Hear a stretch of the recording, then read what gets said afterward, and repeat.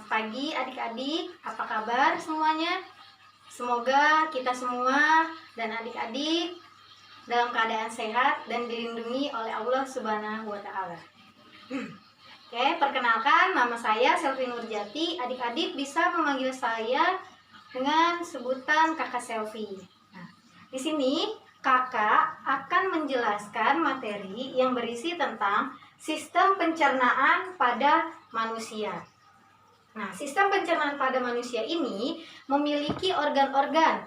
Yang pertama ada rongga mulut, yang kedua ada kerongkongan, yang ketiga lambung, yang keempat usus halus, dan yang kelima usus besar. Dan yang terakhir adalah anus. Oke, yang pertama ada rongga mulut. Nah, lidah, gigi, dan kelenjar ludah. Nah, lidah itu fungsinya adalah sebagai indera pengecap atau perasa. Jadi, lidah itu bisa merasakan pahit, manis, asam, dan pahit. Nah, kenapa sih setiap kita makan makanan, kita bisa merasakan rasanya? Nah, karena di permukaan lidah itu ada sel-sel papila lidah, ya. Nah, sel-sel papila lidah ini mempunyai sel-sel saraf yang akan meneruskan rangsangannya ke otak, sehingga kita bisa menerjemahkan rasa yang kita makan tersebut. Nah, lanjut di sini ada gigi. Nah, gigi ada 3 macam. Yang pertama, gigi seri untuk memotong makanan, dan yang kedua ada gigi taring untuk menyobek makanan, dan yang ketiga gigi geraham untuk mengunyah makanan. Nah, lagi lanjut di sini ada kelenjar ludah. Jadi, adik-adik, kelenjar ludah itu fungsinya untuk membasahi makanan, ya. Misalkan kita makan makanan yang agak keras atau kering, ya. Nah, fungsinya kelenjar ludah ini untuk membasahi, ya, untuk membasahi si makanan tersebut agar bisa dikunyah, ya. Nah, di dalam kelenjar ludah ini juga mengandung enzim amilase. Nah, enzim amilase itu apa ya?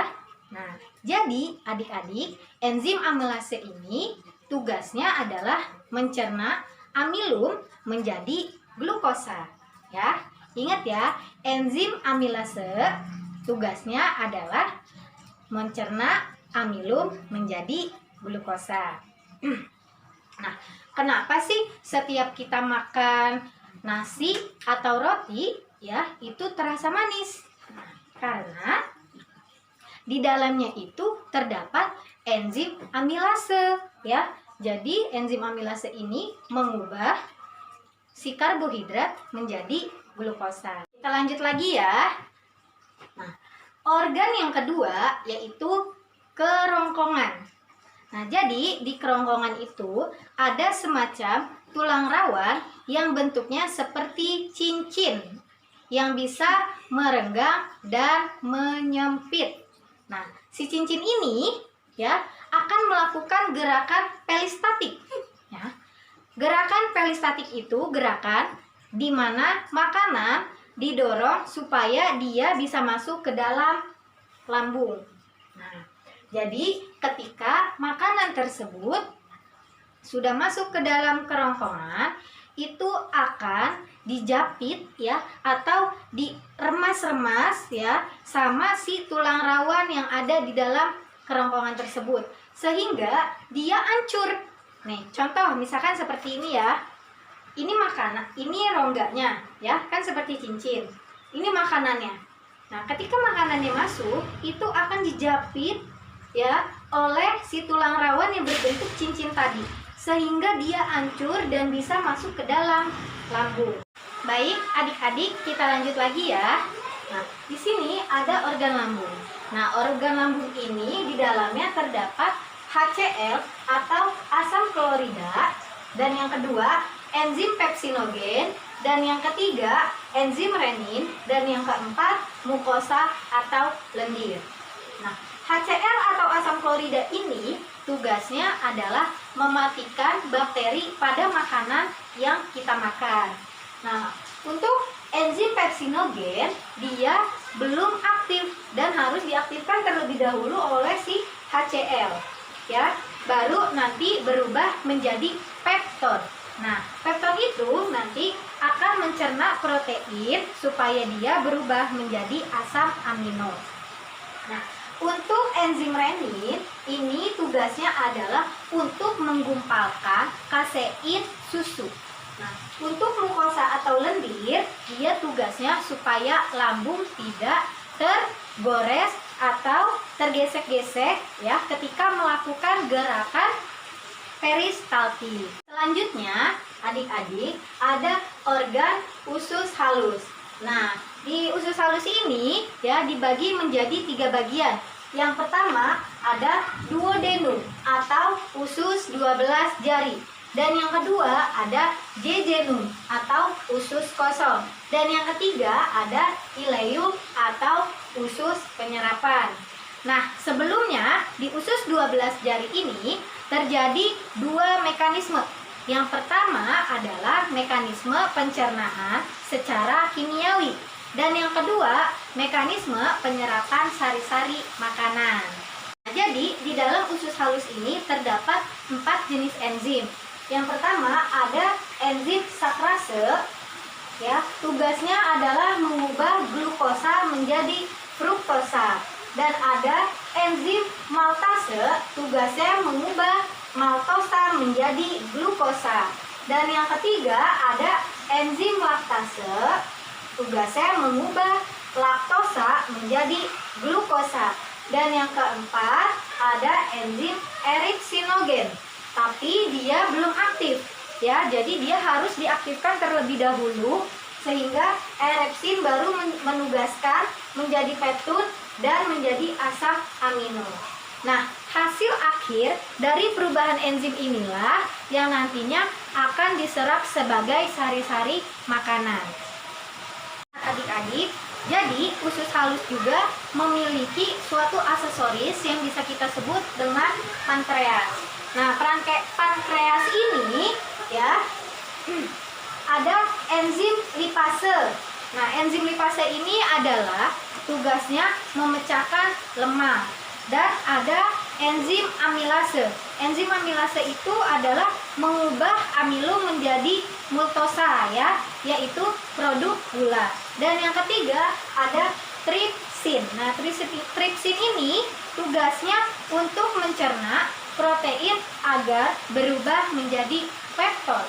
Nah, si pepton inilah nanti yang diserap oleh si usus halus sebagai sari-sari makanan.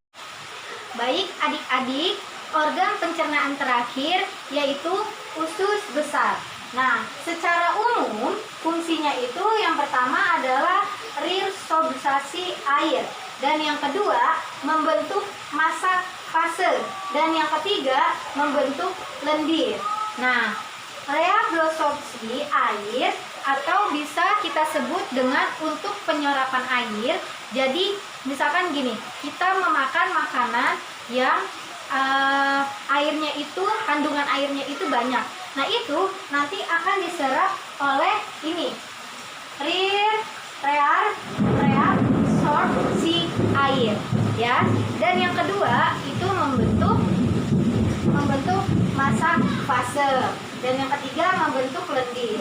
Nah, jadi membentuk lendir ini ya, jadi lendir itu diperlukan untuk melapisi lapisan mukosa yang ada di usus besar supaya dia jadi lebih licin.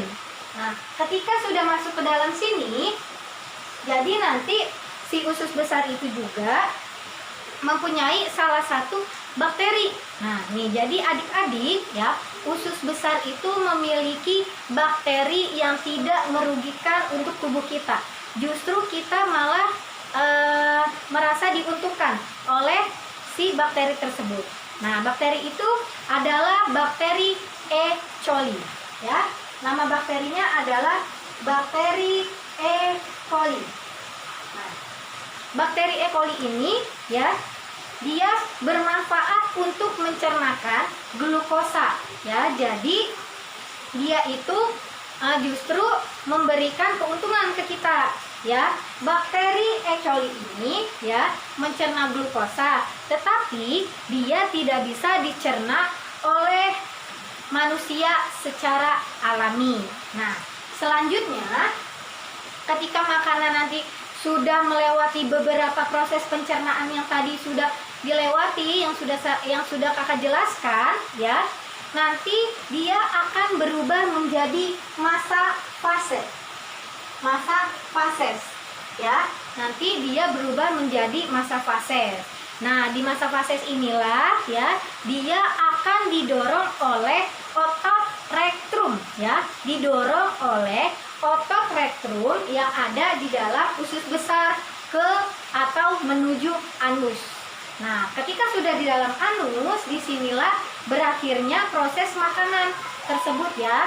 Nah, jadi nanti kalau sudah sampai di anus, itulah proses terakhirnya.